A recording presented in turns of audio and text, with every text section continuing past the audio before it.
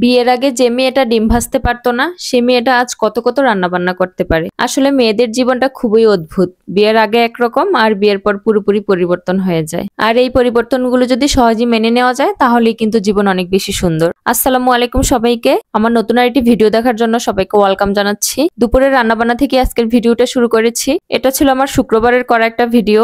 শুক্রবার মানে আমার বাসায় পোলাও মাংস রান্না করতে হবে, কারণ আমাদের বাসার সবাই পোলাও মাংস খেতে অনেক বেশি পছন্দ করে। আজকে আমি ডিম কোরমা রান্না করব, আর গরুর মাংস রান্না করব, আর বেগুন ভাজা করব। আগে সবকিছু কেটে কুটে রেডি করে নিয়েছি, এখন শুধু একটা একটা করে রান্না করব।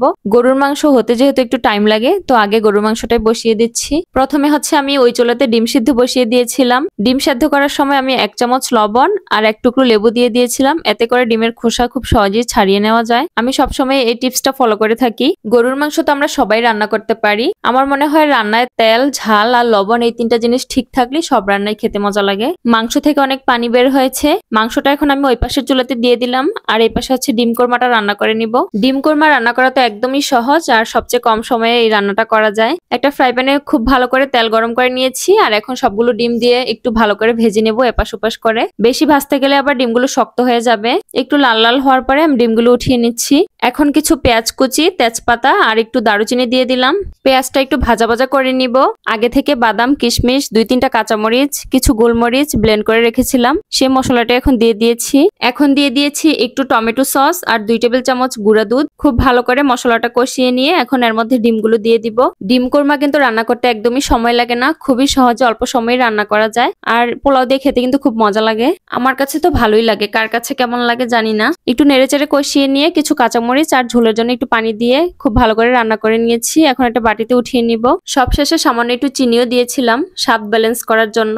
রান্না করতে কার কেমন লাগে জানি না, আমার কাছে কিন্তু ভালোই লাগে। আর আমার শাশুড়ি মা তো অনেক বেশি হেল্প করে আমাকে, তাই আমার কোনো কষ্টই হয় না। আমরা দুইজন মিলে রান্না বান্না করে ফেলি। গরুর মাংসটা কষানো হয়ে গেছে, অন্য একটা পাতিলে ঢেলে ঝোলের জন্য পানি দিয়ে দিয়েছি। এখন এটা ওই পাশে চুলাতে পাঠিয়ে দিয়েছি, আস্তে আস্তে করে হতে থাক। আর এই পাশে হচ্ছে আমি পোলাওটা রান্না করে নিব। পোলাওয়ের চালটা খুব ভালো করে ভেজে নিচ্ছি, তারপরে আগে থেকে মেপে একটা বাটিতে পানি রেখেছিলাম, সেই পানিটাই দিয়ে দিচ্ছি। পোলাও রান্নাতে পানি দিতে কিন্তু আমার খুব ভয় লাগে, বেশি পড়লে নরম হয়ে যায়, আবার কম পড়লে তো চাল সেদ্ধ হবে না। স্বাদ মতো লবণ, সামান্য একটু চিনি আর 2-3টা কাঁচামরিচও দিয়ে দিয়েছি। গরুর মাংস রান্নাটাও হয়ে গেছে। এখন আমি পোলাওটা দমে দিয়ে দিব। একটু নেড়েচেড়ে ওই পাশে চুলাতে দমে বসিয়ে দিয়েছি। রান্নাবান্না মোটামুটি কমপ্লিট। বেগুন ভেজে নিলি শেষ। বেগুন ভাজার জন্য যে তেল সেটা আমি আগুন আগুন গরম করে নিয়েছি, মানে অনেক বেশি গরম করে নিয়েছি। তারপর সবগুলো বেগুন দিয়ে দিয়েছি। এখন চুলার আঁচটা একদম হাই হিটে রেখে 2-3 মিনিটের মতো ভেজে নিব। দেন একবার উল্টিয়ে দিয়ে চুলার আঁচ লো করে ঢেকে রাখবো, যাতে করে বেগুন সিদ্ধ হয়ে যায়। এভাবে করে করলে কিন্তু একদমই কম তেলে বেগুন ভাজা হয়ে যাবে। সিদ্ধ হওয়ার পর উল্টিয়ে পাল্টিয়ে আমি একটু ভেজে নিচ্ছি, মানে একটু কালার হলে উঠিয়ে নিব।